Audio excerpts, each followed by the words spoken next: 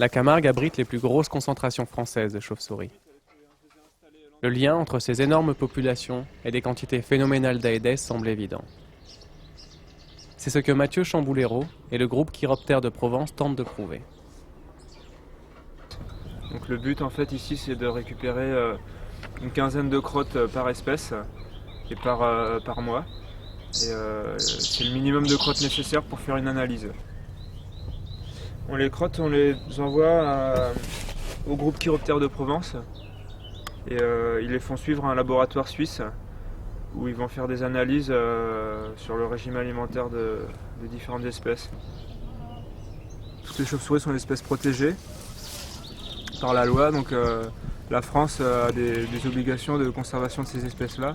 Donc si on met en place des programmes de démoustication qui mettent en péril leur conservation, là on est vraiment en contradiction avec nos obligations. A priori, je pense vraiment que ça peut avoir des conséquences dramatiques sur ces espèces.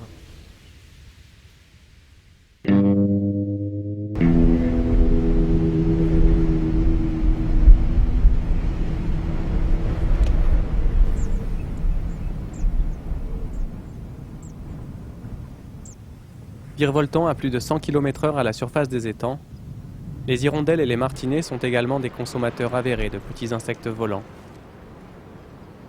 On imagine mal comment les moustiques pourraient ne pas être au menu de ces chasseurs.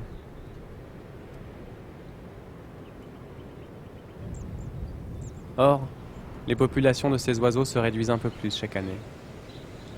Pour les hirondelles de fenêtre et les hirondelles rustiques, les diminutions d'effectifs sont dramatiques.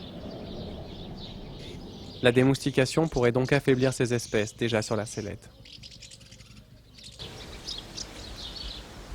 Une équipe de la station biologique de la Tour du Valat est chargée de mesurer ces effets. En mesurant la fréquence des allers-retours au nid, ces biologistes obtiennent une estimation des difficultés de chasse des hirondelles. Plus les intervalles sont longs, et plus les proies sont rares.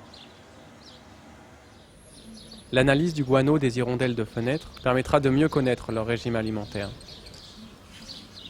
Associé à un recensement des colonies, ces données devraient permettre de mesurer l'impact de la démoustication sur ces espèces.